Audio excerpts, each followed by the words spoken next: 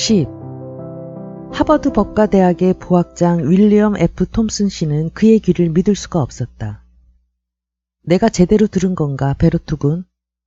네, 그렇습니다. 톰슨 부학장님. 처음 말을 꺼내기란 쉬운 일이 아니었다.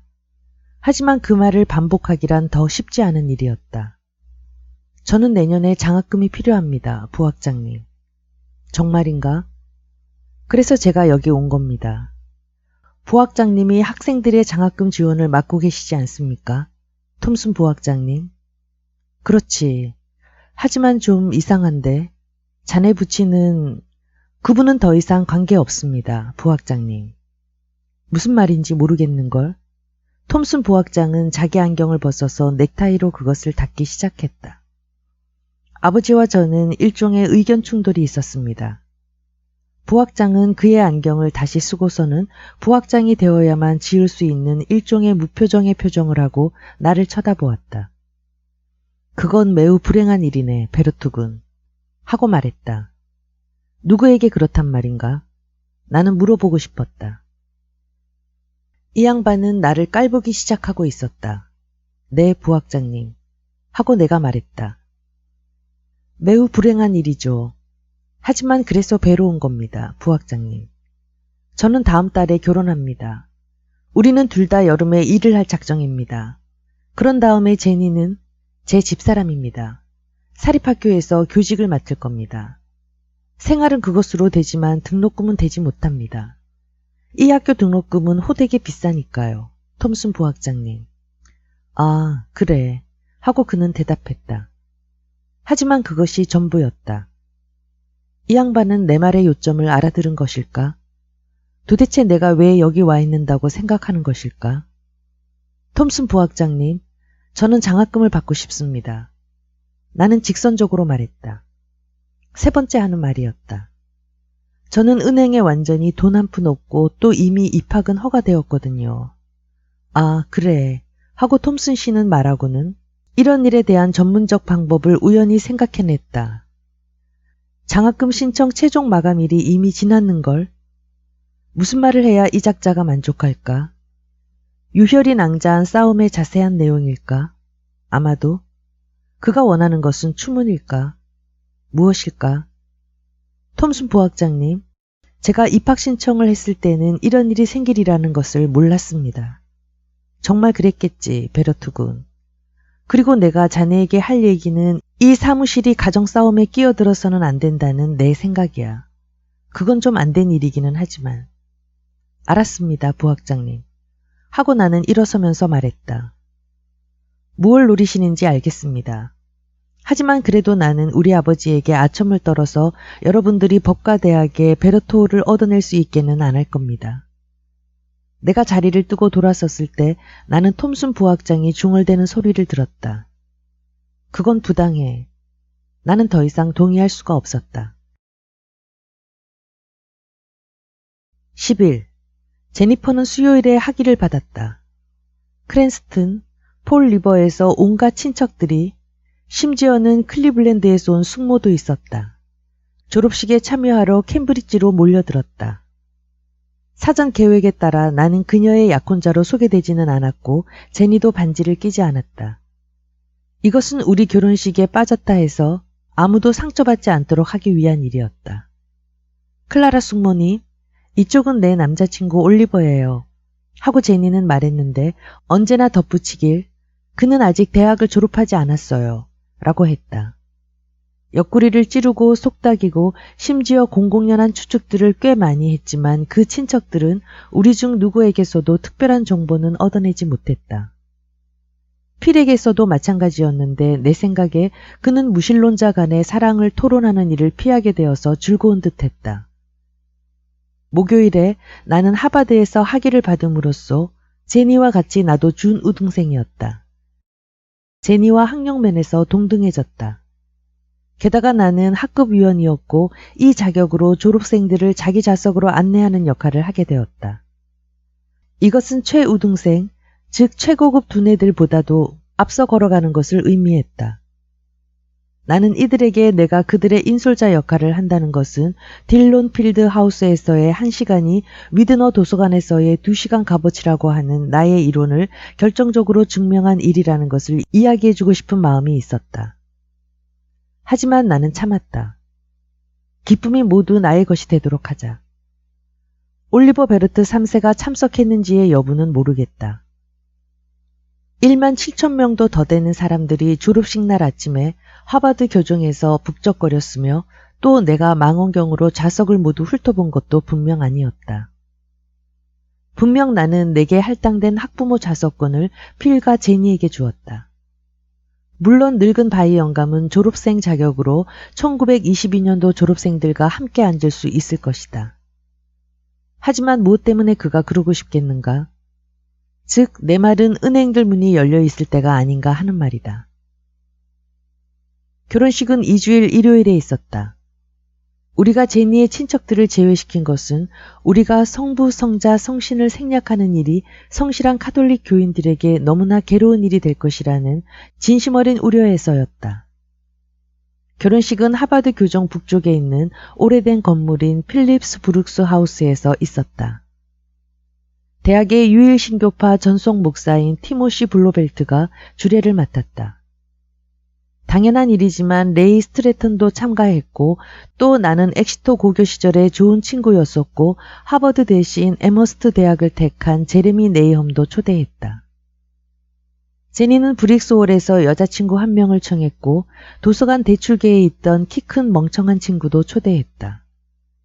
그리고 물론 필도 왔다. 나는 레이 스트래턴에게 필을 맡겼다.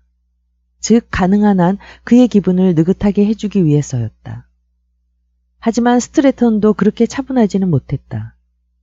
이 두 사람은 거기에 서서 아주 기분 나쁜 목소리로 마음대로인 결혼식, 믿을 수 없을 만큼 괴로운 쇼가 될 것이라는 상대방의 선입관을 서로 조용한 가운데 재차 강조하고 있었다. 이는 제니와 내가 서로 상대방에게 직접 몇 마디 맹세할 예정이라는 단지 그 이유였다. 실제로 우리는 그해 봄 제니의 음악 친구 중 하나인 마리아 렌달이 디자인과 학생인 에릭 레븐슨과 결혼했을 때 그렇게 하는 것을 보았던 것이다. 그것은 매우 아름다운 장면이었고 덕분에 우리는 그 생각에 정신이 팔려 있었다. 두 분은 준비가 되었습니까? 하고 블로벨트 씨가 물었다. 네, 하고 내가 우리 두 사람 대신 대답했다. 여러분, 하고 블로벨트 씨가 다른 사람들에게 말했다. 우리는 두 사람의 인생이 결혼으로 맺어지는 일에 증인이 되기 위해 여기 모였습니다. 이 성스러운 행사를 위해 그들이 고른 말들을 들어보기로 하겠습니다. 신부가 먼저였다. 제니는 내 얼굴을 보고 서서 그녀가 고른 시를 암송했다. 그 시는 매우 감동적이었는데 그것이 또 엘리자베드 바레트가 쓴 소네트였으므로 특히 내게는 더욱 감동적이었을 것이다. 우리의 두 영혼이 꿋꿋하고 힘차게 일어나 얼굴과 얼굴을 맞대고 침묵 속에 서로를 더욱 가까이 끌어당기며 양쪽에 길게 펼쳐진 날개에 불이 붙을 때까지. 내 눈길 한옆으로 필 카빌레리가 보였는데 그는 놀라움과 감동이 뒤섞여 얼굴이 창백하고 입은 벌리고 눈은 크게 뜨고 있었다. 우리는 제니가 그 소네트를 다 외우는 것을 들었는데 그것은 나름대로 일종의 기원이었다. 하루 종일 지탱하고 사랑할 곳, 어둠과 죽음의 시간이 그곳을 둘러싸고 있어도. 이제 내 차례였다. 얼굴을 붉히지 않고 읽을 수 있는 시작품을 찾는다는 일은 힘든 일이었다. 즉, 내 말은 거기 서서 가벼워 보이는 귀절을 암송할 수는 없었던 것이다. 하지만 월트 히트먼의 대도의 노래 중 한 부분은 좀 짧긴 해도 내 마음을 모두 말해주었다. 그대에게 내 손을 바칩니다. 그대에게 돈보다 귀중한 내 사랑을 바칩니다. 설교나 법칙 이전에 내 자신을 바칩니다. 내게 그대 자신을 주시겠어요? 함께 먼 길 떠나주시겠어요? 우리가 살아있는 한 서로의 지팡이가 될 수 있겠어요? 내가 암송을 끝냈을 때 실내에는 경의에 찬 침묵이 흘렀다. 그리고 난 후 레이 스트래튼은 내게 반지를 건네주었고 제니와 나는 서로를 받아들여 그날 이후 죽음이 우리를 갈라놓을 때까지 사랑하고 위하겠다는 결혼 맹세를 암송했다. 매사추세츠주가 그에게 위임한 권한에 의해 티모시 블로벨트는 우리가 부부임을 선언했다. 돌이켜보면 우리의 경기가 끝난 뒤의 파티는 뽐내도 좋을 만큼 허식없는 것이었다. 제니와 내가 의뢰하는 샴페인 축하를 절대 거절했으며 또 우리 숫자가 너무 적어서 모두 한 좌석에 들어갈 수 있었기 때문에 우리는 크로닌의 식당으로 맥주를 마시러 갔다. 내가 기억하는 바이지만 짐 크로니는 직접 우리에게 술을 한턱 냈는데 그는 클리어리 형제 이래로 가장 뛰어난 하버드 하키 선수에게 바치는 것이었다. 말같지 않은 소리 하고 필 카빌레리는 주먹을 탁자에 내리치면서 주장했다. 내가 믿기에는 필립의 뜻은 버비 클리어리나 빌리 클리어리 형제가 얼마나 스케이트를 잘 탔든지 간에 그의 사랑스러운 딸하고는 결혼하지 못했다는 뜻이었으리라. 우리는 모두 취해 있었으므로 이 말은 더 취하기 위한 변명일 뿐이었다. 나는 필히 계산하도록 놔뒀는데 이 결정은 후에 제니로 하여금 내 직관력에 대해 그녀에게서는 듣기 드문 칭찬을 하도록 유발한 바 있다. 하지만 우리가 그를 버스까지 데려다 주었을 때 끝장면에 가서 좀 낡아빠진 장면이 되었다. 즉 내 말은 눈시울을 적시게 되었다는 뜻이다. 그의 눈도, 제니도, 그리고 아마 나의 눈도. 나는 그 순간이 눈물로 축축했다는 것밖에는 기억나지 않는다. 어쨌든 모든 종류의 축복의 말을 뒤에 남기고 그는 버스에 올라탔고 우리는 기다렸다가 그 버스가 시야에서 사라질 때까지 손을 흔들어 댔다. 무서운 사실이 내게 다가온 것은 그때였다. 제니, 우리는 법적으로 결혼한 거야. 그래요. 이제 나도 부인 역할을 할 수 있어요. 12. 처음 2, 3년 동안의 우리의 일상생활을 표현할 수 있는 한마디 말이 있다면 그것은 긁어모으기였다. 매일 아침 눈을 뜨는 순간마다 우리는 우리가 해야 할 일을 하기 위해 어떻게 해야 충분한 돈을 긁어모을 수 있을까 하는 것에 골몰했다. 언제나 꼭 본전치기는 되곤 했다. 하지만 거기에는 낭만적인 것이라고는 없었다. 오마르 카이암의 유명한 식기절을 기억하시는지? 아시다시피 그 귀절은 나뭇가지 아래 한 권의 시집, 빵 한 덩어리, 술 한 주전자 등등으로 되어 있는 그 시집 대신에 신탁에 관한 스코트 이론서라고 해보고 그 시적인 영상이 나의 목가적인 생활에 비해 어떻게 비추는가를 보시라. 아, 낙원이라고? 아니, 천만에. 내가 생각하는 것이라고는 그 책이 얼마이며 대체 어디서 그 빵과 술을 구할 수 있을까 하는 것뿐이었다. 그리고는 궁극적으로 어떻게 하면 우리가 진 빚을 갚기 위해 돈을 끌어모을 수 있을까 하는 점이었다. 생활은 변화한다. 가장 간단한 결정조차도 자기 마음에 있는 항상 경계하고 있는 예산위원회의 심의를 받아야 했다. 이봐요 올리버, 오늘 밤에 베케트의 연극 보러 가요. 이봐, 그건 3달러야. 무슨 뜻이에요? 당신한테 1달러 50센트, 나한테 1달러 50센트란 뜻이야. 그게 예스라는 뜻이에요? 노라는 뜻이에요? 아무것도 아니야. 그냥 3달러라는 뜻일 뿐이지. 우리의 미럴은 요트 위에 21명의 어린이들과 함께 지나갔다. 즉 나는 아침 7시부터 손님이 찰 때면 언제나 36피트짜리 로즈홀을 몰았고 제니는 어린이들의 상담역을 맡았던 것이다. 그곳은 데니스항에 있는 피코드 보트 클럽이라는 곳으로 큰 호텔, 소형 선거 하나, 그리고 몇 다스나 되는 임대용 주택까지 포함된 시설이었다. 그중 조그만 축에 드는 방갈로 하나에다 나는 공상적인 문구를 쓴 문패를 못질해 박았다. 즉, 올리버와 제니 이곳에서 자다. 사랑은 버리지 않고. 우리는 우리 고객들에게서 나오는 팁의 수입을 거의 의존하고 있었기 때문에 하루 종일 손님들에게 친절히 대해야 했는데 그런 후에도 제니와 내가 여전히 서로에게 친절하게 대했다는 점에서 그 말은 우리 둘에 대한 찬사인 셈이라고 나는 생각한다. 나는 그냥 친절한이라고만 말하고 있는데 이는 왜냐하면 제니퍼 카빌레리를 사랑하고 그녀에게 사랑받는다는 것이 어떤 것인지 표현할 어휘가 내게는 모자라기 때문이다. 아, 죄송. 제니퍼 베러트 말이다. 케이프 코드를 향해 떠나기 전에 우리는 노스 케임브리지에서 싸구려 아파트를 찾아냈다. 주소를 전문적으로 따지면 그곳은 서머빌 시내에 있었고 또 그 집은 제니의 표현대로라면 황폐한 상태에 있었지만 나는 그곳을 노스 케임브리지라고 불렀다. 그곳은 원래 두 가구가 사는 구조로 되어 있었지만 이제는 4개의 아파트로 개조되어 있었다. 싸다고 하는 집세에 비해서 턱없이 비싼 값이었다. 하지만 대학원생이 도대체 무엇을 할 수 있을까? 그것은 파는 사람 마음이었다. 이봐요, 올.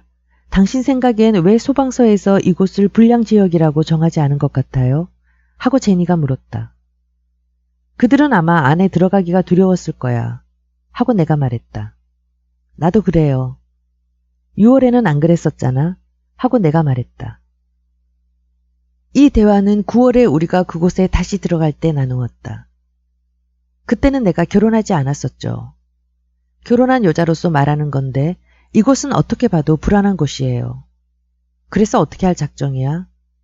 남편한테 말하면 하고 그녀가 대답했다. 그가 처리할 거예요.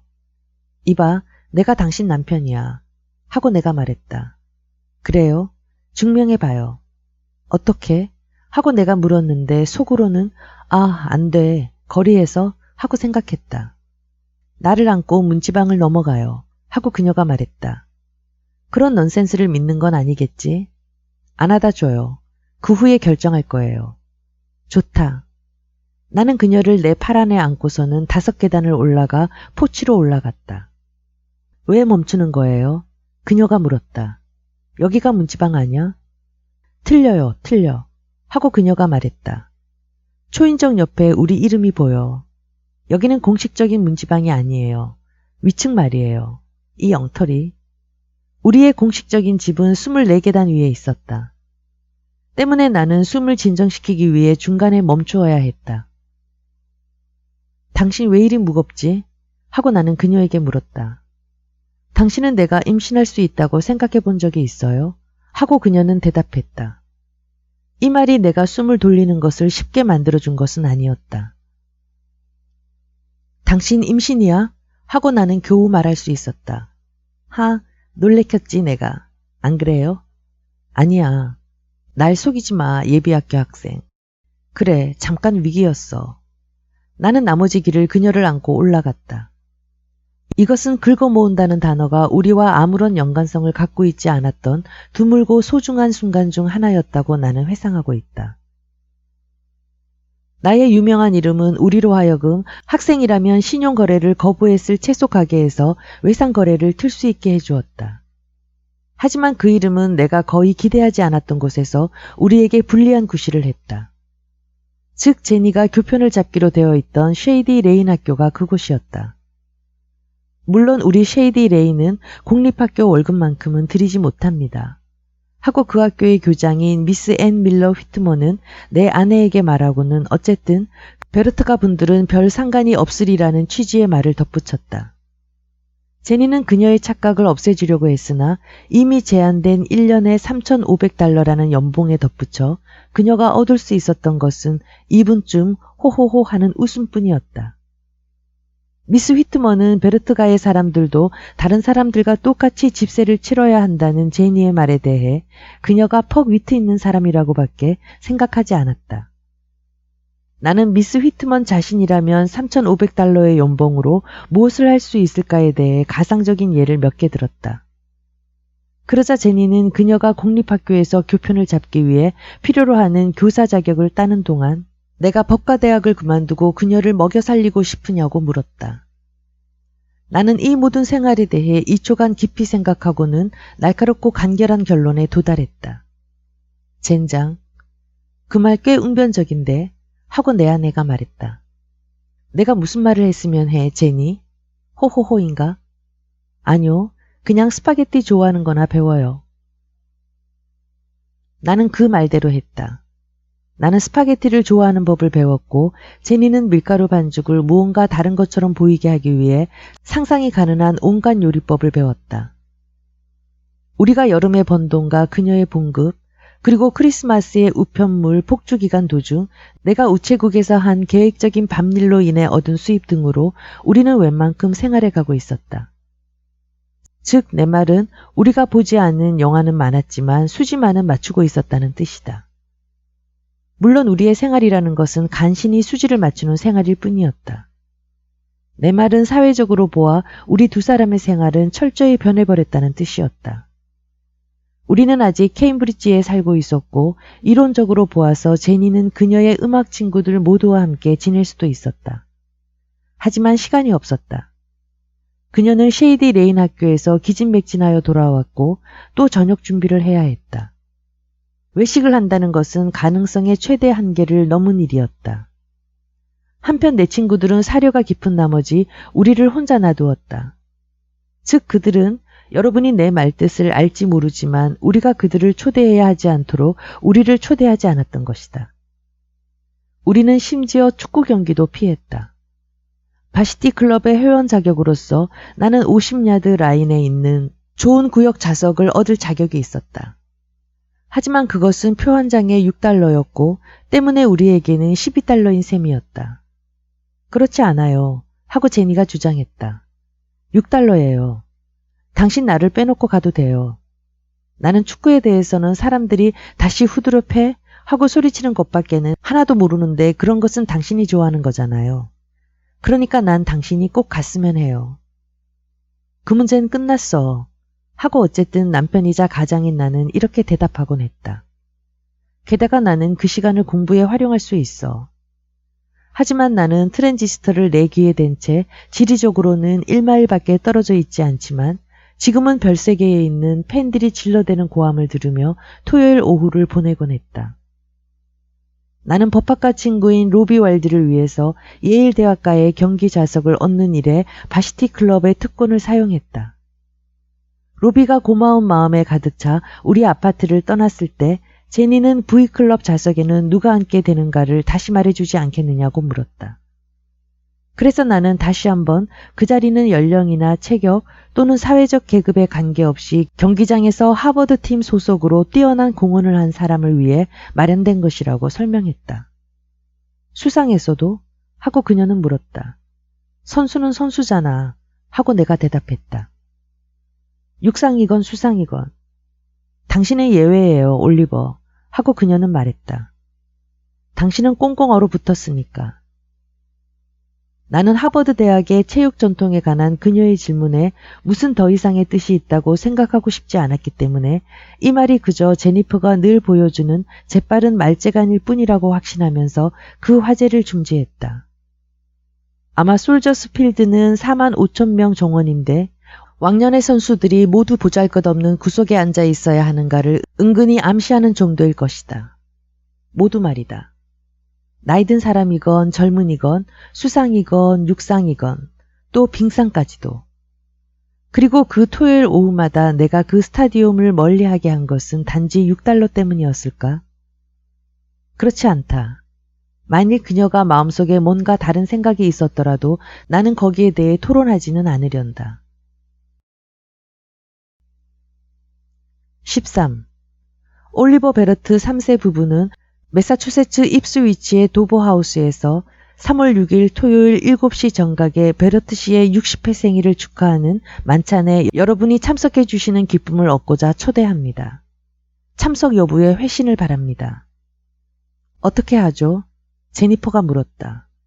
당신 꼭 물어보기까지 해야 돼? 하고 내가 대답했다. 나는 형법에서 중요한 판례인 국가대 퍼시벌 사건을 발췌하는 일에 몰두해 있었다. 제니는 나를 괴롭히려고 그 초대장을 흔들고 있었다. 나는 이제 때가 되었다고 생각해요, 올리버. 하고 그녀가 말했다. 무슨 시간? 당신이 잘 아는 시간 말이에요. 하고 그녀가 대답했다. 그분이 여기까지 네 발로 기어와야 하는 거예요. 그녀가 나를 윽박지르는 동안에도 나는 공부를 계속했다. 올리, 그분이 당신에게 손을 내밀고 있는 거예요. 제기랄, 제니, 겉봉을 쓰신 건 어머니야. 난 당신이 그 편지를 안 봤다고 말한 줄 아는데요. 그녀는 소리를 질렀다. 그래, 좀 전에 그것을 힐끗 보았었다. 아마 그 일은 내 마음속에서 빠져나갔었던 모양이다. 어쨌든 나는 국가대 퍼시벌 사건을 발췌하는 중이었고 시험의 망령에 잡혀 있었다. 요점은 그녀가 내게 열변을 그만 늘어놓아야 했다는 사실이다. 올리, 생각해봐요. 하고 그녀는 말했는데 이제는 애원하는 어조였다. 60세시란 말이에요. 당신이 마침내 화해할 준비가 되었을 때 그가 아직 살아계실 거라고는 누구도 말 못해요. 나는 제니에게 화해는 절대로 없을 것이니 제발 내가 공부를 계속하도록 내버려 두라고 가능한 한 가장 짧은 말로 일러주었다. 그녀는 조용히 내가 발을 두고 있는 무릎방석의 구석에 웅숭거리고 앉았다. 그녀가 말소리는 내지 않았지만 나는 곧 그녀가 나를 매우 열심히 바라보고 있음을 깨달았다. 나는 눈을 들었다. 언젠가 하고 그녀가 말했다. 당신이 올리버 5세한테서 괴롭힘을 당할 때면 그의 이름을 올리버라고 하지 않을 거야. 그것만은 확실히 하자고. 하고 나는 그녀에게 내쏘았다. 내가 목소리를 높일 때면 항상 자기도 그랬건만 이번에는 그녀는 목소리를 높이지 않았다. 이봐요 올. 그의 이름을 우리가 보조 크라운이라고 짓는다 해도 그 아이는 당신이 하버드의 대선수였다는 이유로 당신을 여전히 원망할 거예요. 그리고 그 애가 대학 1년생이 될 때면 당신은 대법원에 아마 있겠죠. 나는 그녀에게 우리 아들은 분명히 나를 원망하지 않을 것이라고 말해주었다. 그러자 그녀는 어떻게 내가 그것을 그렇게 자신하느냐고 물었다. 나는 증거를 댈 수는 없었다. 즉 내 말은 나는 단지 우리 아들이 나를 원망하지 않을 것이라고 알 뿐이지 왜 그런지는 자세히 설명할 수 없었다는 뜻이다. 그러자 제니는 아주 엉뚱한 결론으로 이렇게 말했다. 아버지는 당신을 사랑하고 있어요, 올리버. 그분은 당신이 보조를 사랑하게 될 그런 식으로 당신을 사랑해요. 하지만 당신들 베르트가 사람들은 대단하게 자부심이 강하고 경쟁심이 세니까 당신들은 당신들이 서로를 미워하고 있다고 생각하면서 평생을 살아갈 거예요. 당신이 없다면 그렇겠지. 하고 나는 농담조로 말했다. 네, 그래요. 라고 그녀는 대답했다. 그 문제는 끝났어. 어쨌든 남편이자 가장인 나는 말했다. 내 눈은 국가대 퍼시벌 사건으로 돌아갔고 제니는 일어섰다. 하지만 그때 그녀는 기억해냈다. 회신을 바란다는 문제가 아직 남아있어요. 나는 레드클리프에서 음악을 전공한 사람이면 전문적인 도움 없이도 멋진 거절의 회신을 쓸 수 있을 것이라고 말해주었다. 이봐요 올리버. 그녀가 말했다. 나는 아마 내가 사는 동안 거짓말도 하고 남도 속이고 했을 거예요. 하지만 나는 의도적으로 남의 마음을 다치게 한 적은 절대 없어요. 내가 그럴 수 있으리라고는 생각 못해요. 실제로 그 순간에는 그녀가 내 마음을 상하게 하고 있었다. 그래서 나는 그녀에게 그 메시지의 요점이 세상이 거꾸로 되지 않는 한 우리는 참석하지 않는다는 것이기만 하면 그 회신을 그녀가 바라는 어떤 식으로든 써달라고 점잖게 부탁했다. 그리고 나는 다시 한번 국가대 퍼시벌 사건으로 되돌아왔다. 전화번호가 뭐예요? 나는 그녀가 매우 차분하게 하는 말을 들었다. 그녀는 전화기에 가 있었다. 그냥 쪽지 한 장을 쓸 수 없어? 잠깐만 지나면 난 용기가 사라질 거예요. 번호가 뭐예요? 나는 번호를 그녀에게 말해주었고 퍼시벌이 대법원에 상고한 글에 곧 빠져들었다. 나는 제니의 말을 듣고 있지 않았다. 즉 듣지 않으려고 노력했다는 뜻이다. 어쨌든 그녀는 같은 방 안에 있는 거니까. 안녕하세요 아버님 하는 그녀의 말이 들렸다. 불안당이 전화를 받은 것일까? 그는 이번 주에 워싱턴에 있지 않았나? 뉴욕타임즈의 최근 동향에는 그렇게 쓰여 있었는데 그 연병할 저널리즘은 요즘 타락해 가고 있다니까. 못 간다고 이야기하는데 무슨 시간이 이렇게 걸리나? 어쨌든 제니퍼는 이 간단한 말을 하는데 필요하다고 생각되는 것보다 더 많은 시간을 이미 잡아먹었다. 올리, 그녀는 손을 송아기 위에 얹었다. 올리, 못 간다는 대답이어야 해요. 내가 고개를 끄덕인 것은 그래야 한다는 지시였고 내가 손을 흔들어댄 것은 서둘러 끝내라는 지시였다. 대단히 죄송해요 하고 그녀는 전화기에 대고 말했다. 제 말은 우리 둘 다 너무나 죄송하다는 뜻이에요, 아버님. 우리라니? 이 일에 나를 끼워 넣어야 했나? 그리고 그녀는 왜 요점을 말하고 전화를 끊지 못하는 것일까? 올리버, 그녀는 손을 다시 송아기 위에 올려놓고는 매우 큰 목소리로 말하고 있었다. 그분은 마음이 상하셨어요, 올리버. 당신은 그냥 앉아서 아버님이 피를 흘리게 놔둘 거예요. 그녀가 그렇게 감정적인 상태에 놓여있지만 않았더라면 나는 둘이 피를 흘리지 않는다는 것. 그리고 어버이라는 것에 대한 자신의 이탈리아, 지중해적 오류를 러시모아산의 바위 많은 산꼭대기에 끌어다 맞추려고 해서는 안 된다는 것을 다시 한 번 더 설명해 줄 수 있었을 것이다. 그러나 그녀는 대단히 흥분했다. 그래서 그 때문에 나마저 흥분했다. 올리버, 하고 그녀는 애원했다. 한마디만 해줄 수 없어요. 그에게? 그녀는 제정신이 아닌 것임에 틀림없다. 내 말은 그냥 안녕하세요 같은 말뿐이라도 해달란 말이에요. 그녀는 전화기를 나에게 건네주고 있었다. 그리고 울지 않으려고 애쓰고 있었다. 나 그 양반한테 절대 말 안 해. 절대. 하고 나는 아주 차분하게 말했다. 이제 그녀는 울고 있었다. 소리는 내지 않았지만 눈물이 그녀의 얼굴을 흘러내리고 있었다. 그리고 그녀는 애원했다. 날 위해서요, 올리버. 난 당신에게 뭔가 부탁해 본 적이 없잖아요. 제발. 우리 세 사람이 있었다. 우리 세 사람이 서서 무엇인가를 기다리고 있었던 것이다. 무엇을 말인가? 나를 말인가? 나는 그럴 수 없었다. 제니는 그녀가 불가능한 것을 요구하고 있다는 것을 모르는 것일까? 내가 뭔가 다른 일이라면 뭐든지 다 해주었을 것이라는 사실도. 내가 마룻바닥을 내려다보며 완강한 거부와 극도의 불쾌감 속에 머리를 흔들자 제니는 그녀에게서 절대 들어본 적이 없는 분노에 찬 속삭임을 내게 던졌다. 당신은 감정도 없는 동물이에요. 하고 그녀가 말했다. 그리고는 그녀는 아버지와의 전화통화를 이렇게 말하면서 끝냈다. 베르트 씨, 올리버는 아버님이 알아주셨으면 한답니다. 자기 나름대로. 그녀는 잠시 숨을 몰아쉬었다. 그녀는 울고 있었기 때문에 그것이 쉬운 일은 아니었다. 나는 너무나 놀라서 내가 전한 메시지가 끝마무리 되어지는 것을 기다리는 것밖에는 다른 도리가 없었다. 아버님을 너무나 사랑하고 있다는 거예요. 하고 그녀는 말하고는 너무나 빨리 전화를 끊었다. 그 다음 순간에 일어난 내 행동을 합리적으로 설명할 길은 전혀 없었다. 그것은 일시적인 정신착란이었다고 변명하는 바이다. 정정한다.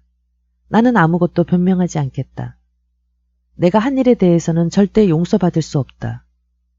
나는 전화기를 그녀의 손에서 잡아채 전화줄도 소네트에서 빼고는 그것을 방 건너편으로 내던졌다. 제니, 이 저주받으려나. 나한테서 당장 꺼져버려. 나는 갑자기 짐승이 된 것처럼 숨을 헐떡거리며 서 있었다. 하느님 맙소사. 도대체 내게 무슨 일이 일어난 거지? 나는 돌아서서 제니를 바라보았다. 하지만 그녀는 사라지고 없었다. 즉 완전히 사라졌다는 말인데 왜냐하면 층계를 내려가는 발걸음 소리도 들리지 않았기 때문이다. 맙소사. 그녀는 내가 전화기를 낚아챈 순간 뛰쳐나갔음이 틀림없다. 그녀의 코트와 스카프마저 그냥 거기 있었다. 내가 저지른 일을 알게 되자 어떻게 해야 할지 모르는 데서 오는 괴로움은 커지기만 했다. 나는 구석구석 찾아보았다. 법과대학 도서관에서는 열심히 공부하는 학생들 자리들을 훑으며 찾고 또 찾았다. 적어도 6번은 왔다 갔다 했다. 말소리는 내지 않았지만 내 시선이 너무나 격렬했고 내 얼굴이 너무나 험악했던 것은 나 자신도 알 지경이었다. 덕분에 나는 그곳에 있는 모든 학생들을 불안하게 하고 있었다. 하지만 무슨 상관인가? 제니는 그곳에 없었다. 그 다음에 나는 하크니스 광장과 라운지, 구내 식당을 모두 헤집고 다녔다. 그리고는 레드클리프에 있는 에가시즈홀을 찾아보기 위해 전속력으로 달렸다. 거기도 없었다. 이제 나는 아무 곳이고 모두 뛰어다녔고 내 다리는 나의 조급한 마음을 따라잡으려고 무진애를 썼다. 페인홀일까? 아래층에는 피아노 연습실이 있었다. 나는 제니를 안다. 그녀는 화가 날 때면 피아노 건반을 힘껏 두들긴다. 그랬었지. 하지만 그녀가 죽을 지경으로 놀랐을 때는 어떨까? 양쪽에 연습실들이 있는 복도를 살피고 내려가는 일은 미칠 것 같은 일이었다. 모차르트, 바르톡, 바하, 브람스의 곡들이 문으로부터 새어나와 서로 섞여 끔찍한 지옥 같은 소리를 내고 있었던 것이다. 제니는 여기 있을 것이다. 충동적으로 나는 쇼팽의 전주곡을 두들기는 소리가 들리는 어느 문 앞에 멈추어 섰다. 나는 잠깐 호흡을 돌렸다. 연주는 엉터리였다. 멈추고는 다시 치고 실수투성이었다.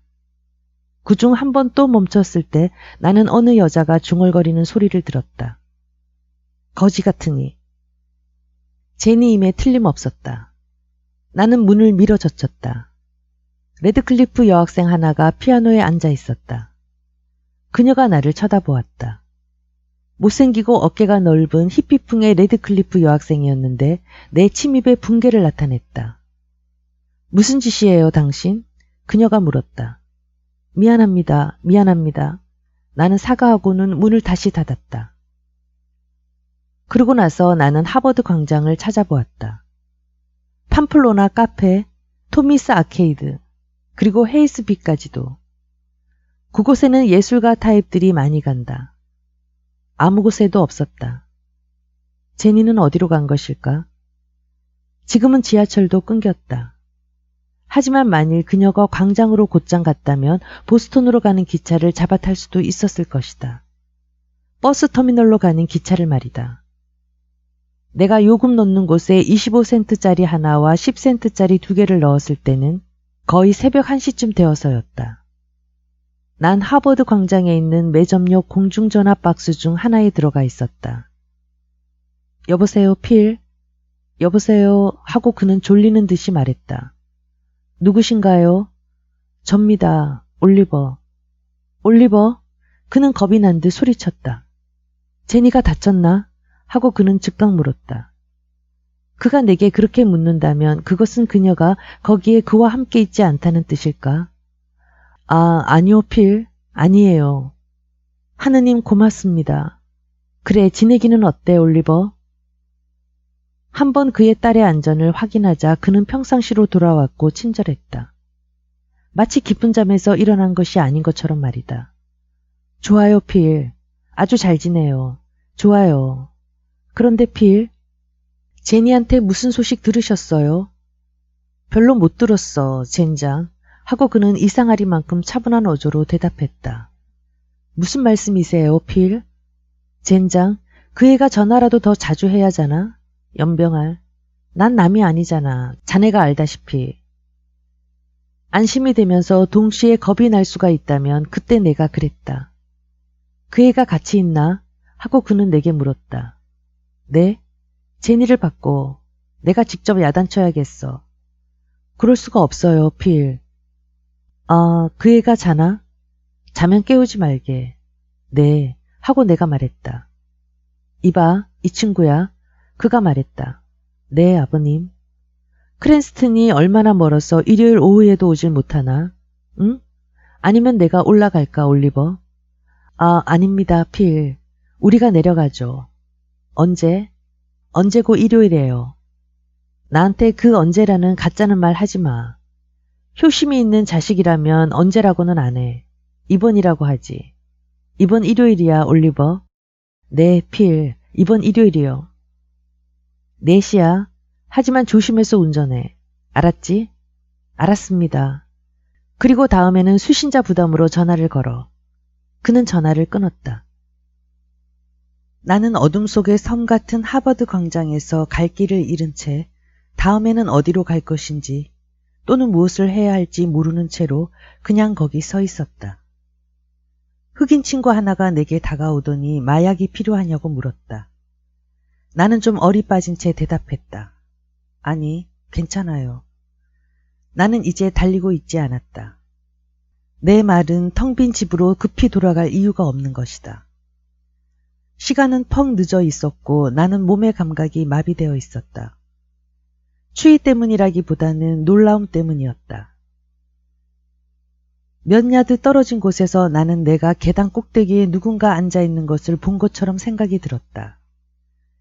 이것은 분명 내 눈이 착각을 불러일으키는 것이 틀림없는데 왜냐하면 그 사람 형체는 움직이질 않고 있었던 것이다. 하지만 그것은 제니였다. 그녀가 계단 꼭대기에 앉아 있었다. 나는 너무 피곤해서 놀라지도 않았으며 너무 안심이 된 나머지 말도 나오지 않았다. 나는 마음속으로 그녀가 나를 때려줄 뭔가 뭉툭한 연장이라도 갖고 있길 바랐다. 젠, 올리, 우리는 둘 다 너무나 조용히 말을 해서 그 말 속에 담긴 감정을 읽어내는 일은 불가능했다. 내 열쇠를 잊고 갔어요. 제니가 말했다. 나는 계단 맨 아래에서 그녀가 얼마나 오랫동안 거기 앉아 있었는지 물어보기가 두려운 한편 내가 그녀에게 대단히 잘못했다는 것을 깨달은 채 그저 서 있었다. 제니, 미안해. 그만둬요. 그녀는 내 사과의 말을 중도에 잘라버리고는 매우 조용히 말했다. 사랑은 절대 미안하다고 할 필요가 없는 거예요. 나는 계단을 올라가 그녀가 앉아있는 곳에 가 섰다. 나 자고 싶어요. 그녀가 말했다. 그래. 우리는 우리 아파트까지 걸어 올라갔다. 우리가 옷을 벗었을 때 그녀가 나를 안심시키려는 듯이 바라보았다. 내 말은 진짜예요, 올리버. 그리고 그것이 전부였다. 14. 그 편지가 온 것은 7월이었다. 그것은 케임브리지에서 데니스 포트로 보내졌기 때문에 하루쯤 그 소식을 늦게 받은 것으로 짐작된다. 나는 제니가 발야구 경기를 하는 아이들을 감독하고 있는 곳으로 달려가서 내가 제일 잘 아는 험프리 보가트 목소리로 말했다. 가자고. 뭐요? 가자고. 나는 내가 너무나 분명히 위험을 지니고 반복해 말했기 때문에 그녀는 내가 물가를 향해 걸어가자 그 뒤를 따라오기 시작했다. 무슨 일이에요, 올리버? 말해줘요, 제발. 나는 계속해서 도쿠 쪽으로 활발하게 성큼성큼 걸어갔다. 보트에 올라가 제니퍼. 하고 나는 그 편지를 쥐고 있는 손으로 보트를 가리켜 보였는데 그녀는 그 편지를 보지도 못하고 있었다. 올리버, 나는 아이들을 돌봐야 해요. 하고 그녀는 항의했으나 한편으로는 순순히 갑판에 오르고 있었다. 올리버, 무슨 일인지 설명 안 할래요? 우리는 이제 해변에서 몇백 야드나 떨어져 있었다. 말할 게 있어. 내가 말했다. 그 말은 육지에서는 못하는 거였어요. 하고 그녀가 소리쳤다. 아냐, 안 돼. 하고 내가 맞받아 소리쳤다. 우리는 둘 다 화가 난 것은 아니었지만 바람이 거셌기 때문에 서로 말을 듣게 하려면 소리를 질러야 했다. 난 당신하고 단둘이 있고 싶었어. 내가 뭘 갖고 있는지 봐. 나는 그 봉투를 그녀에게 흔들어댔다. 그녀는 곧 편지의 주소를 알아보았다. 어머, 하버드 법과대학이잖아. 당신 퇴학당했어요? 다시 생각해봐. 이 낙천적인 여자야. 내가 소리쳤다. 당신 과에서 1등 했군요. 하고 그녀는 짐작해 말했다. 이제는 내가 그녀에게 이야기하기가 거의 부끄러워졌다. 그렇지는 못해. 3등이야. 어머, 그녀가 말했다. 겨우 3등? 이봐, 3등이더라도 내가 법률 평론에 편집을 할 수 있다는 뜻이야. 나는 소리쳤다. 그녀는 완전히 무표정한 표정으로 거기에 그냥 앉아 있었다. 젠장, 제니? 하고 내가 넋두리조로 말했다. 뭔가 말 좀 해봐. 1등하고 2등한 사람들을 만나기 전까지는 안 돼요. 하고 그녀가 말했다. 나는 그녀가 웃음을 참고 있다는 것을 알고는 빨리 웃음을 터뜨리기를 바라며 그녀를 바라보았다. 이봐 제니, 하고 나는 애원했다. 난 가요. 안녕. 하고 말하더니 그녀는 곧 물속으로 뛰어들었다. 나는 곧 그녀 뒤를 따라 들어갔고 다음 순간 내가 깨달은 것은 우리 둘 다 보트의 끄트머리에 매달려 킬킬 웃고 있다는 것이었다. 이봐 하고 나는 위트 있는 의견 한마디를 던졌다. 당신 나를 위해서 물에 뛰어들었지. 너무 잘난 체 하지 말아요. 하고 그녀가 대답했다. 3등은 3등일 뿐이에요. 이봐, 들어봐. 하고 내가 말했다. 뭐예요? 하고 그녀가 대답했다. 나 당신에게 무척 많이 빚지고 있어. 나는 진지하게 말했다. 그렇지 않아요. 그렇지 않아. 그녀가 대답했다. 아니라고? 나는 좀 놀라서 물었다. 당신은 모두를 나한테 빚지고 있어. 그녀가 말했다. 그날 밤에 우리는 야마우스에 있는 멋진 식당에서 새우 정찬을 먹으며 23달러를 날렸다. 제니는 아직도 자신이 그 두 신사에 대해 그녀가 말했듯이 나를 좌절시킨 그 두 신사에 대해 알아볼 수 있기까지는 판단을 보류하고 있었다. 어리석게 들릴지는 모르겠지만 나는 그녀를 너무나 사랑했기 때문에 우리가 케임브리지로 돌아간 즉시 그 첫 번째 두 녀석이 누구인가를 알아보러 달려갔다. 나는 1등한 녀석이 64년에 시티 대학을 나온 오윈 블레스밴드로 책벌레에다 안경을 쓰고 건강하지 못한 데다가 그녀가 좋아하는 타입이 아니며 또 2등을 한 사람은 64년에 브라운 마우 대학을 졸업한 여학생임을 알고는 안심했다. 특히 더 다행인 것은 벨라 랜도우가 좀 지적인 인상의 여자였기 때문에 나는 법률 평론 건물인 가네트 하우스에서 늦은 밤 시간에 무슨 일이 일어났는지에 대해 자세한 것을 이야기해 주어 제니를 좀 놀려줄 수 있다는 것이었다. 그리고 실제로 늦은 밤도 있었다. 내가 새벽 2, 3시쯤 귀가하는 일도 드문 일은 아니었다. 6과목을 수강하는 데다 법률평론 편집일, 그리고 그중 어느 호에 게재된 기사를 써야 했던 사실 등이 겹쳐진 것이다. 도시의 빈민을 위한 법적 보조, 보스턴의 록스버리 지역에 대한 연구, 올리버 베러트 4세저, 하버드 법률평론, 1966년 3월 861페이지에서 908페이지. 좋은 작품이야. 정말 좋은 글이야. 그 말만이 편집부장인 조엘 플라이시먼이 되풀이하고 또 되풀이할 수 있는 말의 전부였다. 솔직히 말해서 나는 내년에 더글러스 판사의 서기 노릇을 할 사람으로부터 보다 정확한 찬사를 기대했지만 그가 나의 최종 원고를 점검하면서 계속한 말은 그것이 전부였다. 제기랄, 제니만 해도 내 글이 예리하고 지적이고 정말 잘 쓰여진 것이라고 말했던 것이다. 플라이시먼이 그만큼도 못한단 말인가? 플라이시먼이 그 글을 좋은 글이라고 했어, 젠. 맙소사, 내가 고작 그 말을 들으러 자지 않고 기다린 거예요? 하고 그녀가 말했다. 그가 당신 연구 자세나 문체, 뭐 그런 것에 대해서는 언급하지 않았어요? 아니, 젠. 그는 그냥 좋다고만 했어. 그러면 못하러 이렇게 오래 있었어요? 나는 그녀에게 슬쩍 윙크를 보냈다. 벨라 랜도우와 함께 조사할 일이 좀 있었거든. 하고 내가 말했다. 그래요? 그녀가 말했다. 나는 그 어조를 해독할 수는 없었다. 당신 질투나나? 나는 직선적으로 물었다. 아니요. 내가 훨씬 더 멋있는 다리를 가졌는데 뭘. 그녀가 말했다. 당신이 소송사건 조교서를 쓸 수 있어? 그녀가 라시아나 요리를 할 수 있어요? 그래. 하고 내가 대답했다. 사실 오늘 밤 그녀가 라시아나 요리를 가네트 하우스로 가져왔거든. 또 모두들 그녀 다리가 당신 다리만큼 괜찮다고 했어. 제니는 고개를 끄덕였다. 그럴 거예요. 거기에 대해 뭐라고 말할래? 내가 말했다. 벨라 랜도우가 당신 집세를 내줘요? 하고 그녀가 말했다. 젠장. 내가 대답했다. 왜 난 내가 우세할 때 그만두지를 못하지? 왜냐하면 내 사랑하는 아내가 말했다. 당신은 우세할 수가 없으니까요. 15. 우리는 그 순서로 끝을 냈다. 즉 내 말은 어윈, 벨라, 그리고 내가 법과대학 졸업반 중 상위권 3인이었다는 뜻이다. 승리의 순간은 가까이에 있었다. 취직, 면접, 제의, 간청, 내가 돌아보는 곳마다 누군가가 이렇게 쓴 깃발을 흔들고 있는 것 같았다. 우리 회사에서 일하시오, 베로트. 하지만 나는 참신한 깃발들만을 따라갔다. 즉, 나는 절대로 둔감하지 않았던 것이다.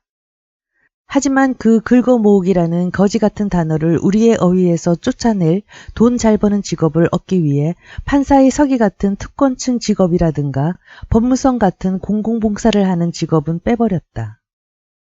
나는 3등이긴 했어도 법조계의 가장 좋은 자리를 경쟁하는 데 있어서는 헤아릴 수 없을 만큼 유리한 점을 하나 지니고 있었다. 즉 상위권 10명 중 나는 유일하게 유태인이 아니었던 것이다. 그리고 그런 것은 상관없다고 말하는 사람은 누구나 그 생각으로 가득 찬 사람이다. 맙소사. 백인, 앵글로색슨족, 그리고 프로테스탄트라고 하면 변호사 시험만 붙어도 그 엉덩이에 키스라도 기꺼이 할 회사가 몇 다스는 되는 것이다.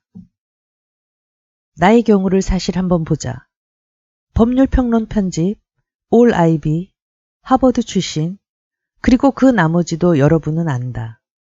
수많은 사람들이 내 이름과 내 이름 뒤의 숫자를 자기네 회사 선전문에 넣으려고 싸움박질을 하고 있었다. 나는 특권층이라도 되는 기분이었고 또 나는 그 기분을 매 순간 사랑했다. LA에 있는 한 회사로부터는 특히나 호기심을 자아내는 제의가 있었다. 채용 담당자 모 씨는 내게 계속해서 말했다. 베로트 군, 우리 회사에 들어오면 항상 그것을 얻을 수 있어요. 밤이고 낮이고 말이야. 즉 그것을 사무실로 보내줄 수도 있단 말이야. 우리가 캘리포니아에 관심을 가진 것은 아니고 나는 그냥 모 씨가 말하는 것이 무엇인지 자세히 알고 싶었다. 제니와 나는 뭔가 꽤 엉뚱한 가능성들을 점쳐보기는 했으나 LA라고 하면 그렇게 굉장한 것은 못 되었다. 결국 나는 모 씨에게 실상 내가 그것을 전혀 좋아하지 않는다고 말함으로써 그를 물러나게 해야 했다. 그는 풀이 죽은 모습이었다. 사실 우리는 동부 해안에 머물기로 이미 마음을 먹은 바 있었다.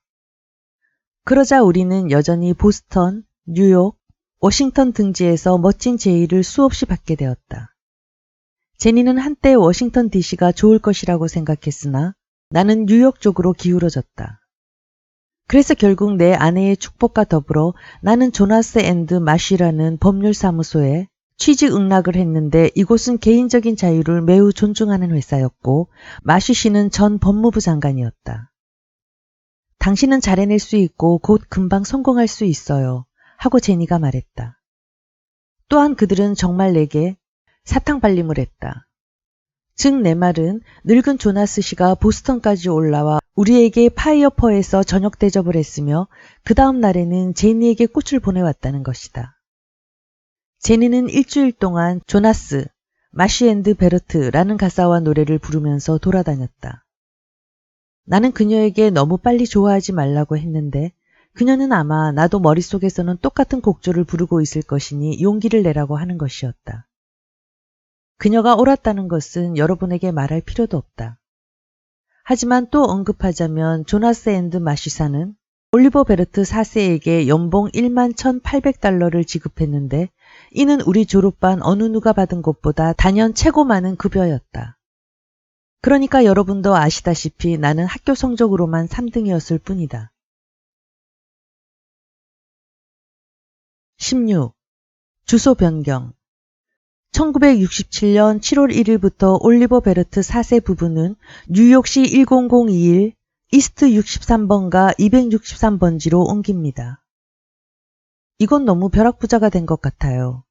제니가 불평했다. 하지만 사실 우리는 벼락부자잖아 하고 나는 고집했다. 나의 도치적인 승리의 감정에 덧붙여진 것은 내 차의 매월 지불금이 캠브리지에서 우리가 아파트 새로 지불한 금액에 거의 가깝다는 사실이었다. 조나스 앤드 마쉬사는 10분이면 걸어서 갈 수 있는 곳이었고 본 위트 가게 같은 장신구점도 역시 그 거리에 있었으므로 나는 아내에게 곧 외상을 터서 낭비를 시작하라고 우겼다. 왜 올리버? 왜냐하면 젠장할, 제니, 난 이용당하고 싶은 거야. 나는 뉴욕의 하버드 클럽에 가입했는데 이는 64년도 졸업생이자 베트콩 몇을 사살하고서 최근 민간인으로 돌아온 레이 스트래턴의 제의에 의해서였다. 난 그게 베트콩인지 확실히 몰라. 무슨 소리를 들었기 때문에 숲에 대고 발포한 거야. 레이와 나는 적어도 일주일에 3번은 스쿼시 게임을 벌였고 나는 내 머리에 새겨두길 그 클럽의 챔피언이 되기 위해 자신에게 3년 기한을 준다고 적어두었다. 그것이 단지 내가 하버드 구역에 다시 나타났기 때문인지 또는 내가 법과대학에서 거둔 성공에 대한 소문이 퍼진 덕분인지는 몰라도 내 친구들이 나를 다시 발견해 주었다. 나는 내 급여에 대해 자랑하고 다니지 않았다. 정말이다. 우리는 한여름에 이사를 했고 나는 뉴욕주 변호사 시험을 위해서 특별 코스를 수강해야 했다. 첫 번 초대는 모두 주말에 있었다. 그들을 내쫓아요, 올리버. 나는 시시한 프레피들 한 무더기와 함께 노느라 이틀간을 허송세월하고 싶지 않아요. 좋아, 젠. 하지만 그 애들에게 뭐라고 해야지? 내가 임신했다고만 말해요, 올리버. 당신 정말 그래? 내가 물었다. 아니요. 하지만 이번 주말에 우리가 집에 있는다면 그렇게 될 수도 있죠. 우리는 벌써 이름을 골라놓았다. 즉, 내 말은 내가 골라놓았다는 것인데 내 생각에는 제니에게 결국 동의를 구해야 한다고 여겼다. 이봐, 웃지 않지? 하고 나는 처음 그 문제에 대해 입을 열면서 말했다. 그때 그녀는 부엌에 있었다. 뭔데요? 하고 그녀는 여전히 토마토를 썰면서 말했다. 난 진짜 보조라는 이름을 좋아하게 됐어. 내가 말했다. 진정으로 말하는 거예요? 그녀가 물었다. 그래, 난 정말 그 이름이 좋아. 우리 아기 이름을 보조로 하겠다는 거예요? 그녀가 다시 물었다. 그래, 정말이야. 정말, 젠. 이건 대단한 운동선수 이름이야. 보조 베러트. 그녀는 실제로 그 이름을 발음해 보았다. 정말이지 그 애는 대단한 선수가 될 거야. 하고 나는 말 한마디마다 더 확신을 가진 채 계속했다. 보조 베러트. 하버드, 올 아이비의 위대한 공격수. 그래요. 하지만 올리버, 하고 그녀가 말했다. 가령 그냥 가정인데 그 애가 그렇게 되지 않으면요? 그럴 리가 없어, 젠. 유전자가 너무 좋은걸. 정말이야. 나는 진지하게 말했다. 보조에 관한 일은 내가 직장에 점잖게 걸어가는 동안 자주 꾸는 백일몽이 되어버렸다. 나는 그 문제를 저녁 식사 때 끄집어냈다. 우리는 썩 좋은 덴마크산 사기 그릇을 샀었다.